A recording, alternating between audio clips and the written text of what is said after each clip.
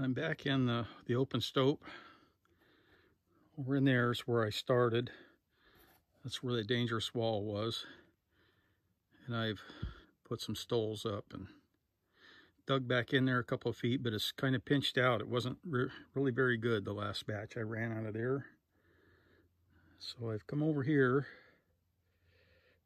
to the west, and I've dug back in there a couple of feet. I've got, well, about 3 bags or 3 buckets and half a bag out of that.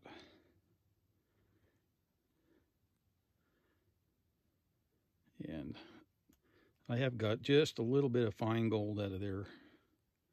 So we'll see what happens with a bigger sample.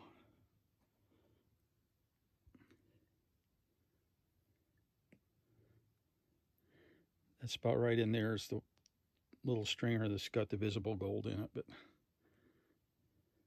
kind of hard to get back in there without moving a whole bunch of dirt.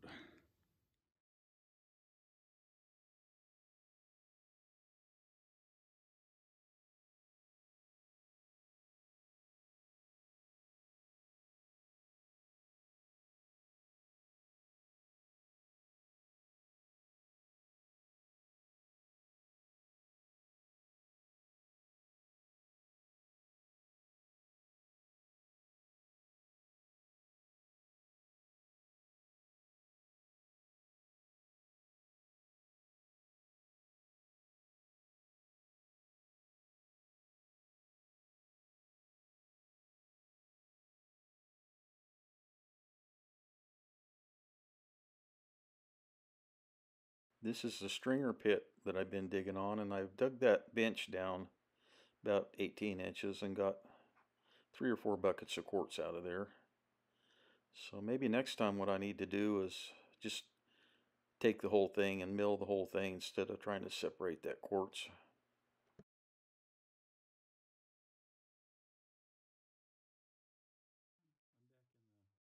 I've cleaned the ball mill out best I could. Even went so far as to use a snuffer bottle and try and snuff everything up that I could out of it. So I figured that's a good time to go back in here and take some more samples, see if I can get any gold out of this place. And then back in here, I tried to get some of this. I got a little bit of it.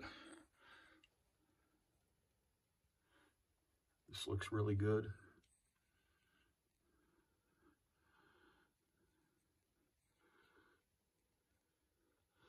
That's up over my head.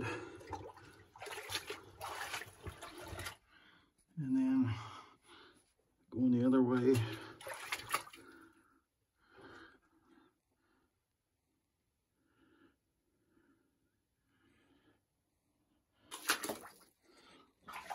This is looking north.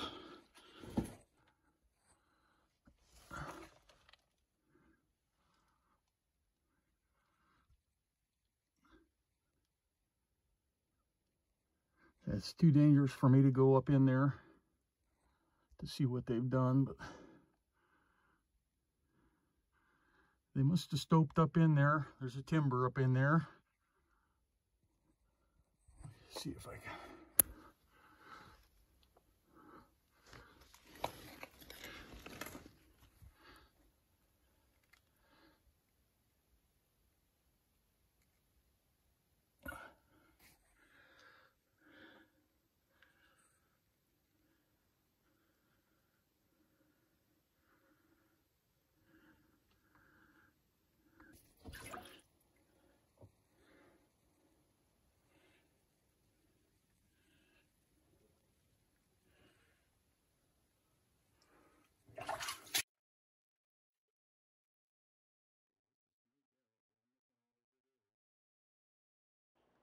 Well, I had about, well, 2 half buckets I brought out of there, and I filled up another bucket out on the tailings pile, the tailings that we took out years ago. So probably 150 pounds. And this is what I ended up with after I burned all the sulfides off with nitric acid. So there's gold in it, but not much. And this is a couple days later while the ball mill was still clean at the location pit. This is the main vein cut.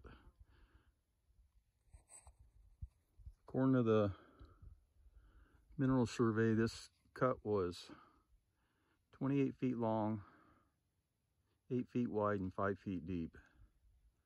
So it's collapsed in on the sides. Now it's 12 or 14 feet wide. But this is where I'm getting my rock right now. Right there, I've dug in down into it a little bit. Right in here, I've dug a little hole down in there. But I'm getting all my rock off their tailings pile here. It's what they've tossed out on the sides.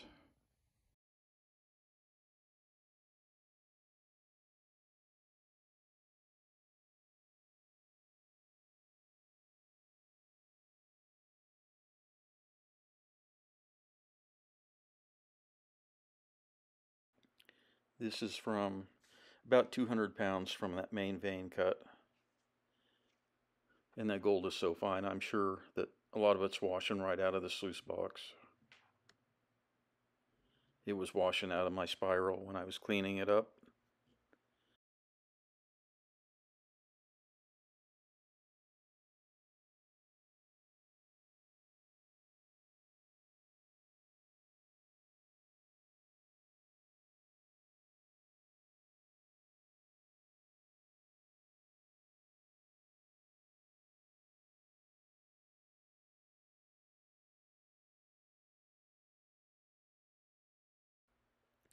This gold is so fine that it's getting trapped in the little tiny scratches in that gold band.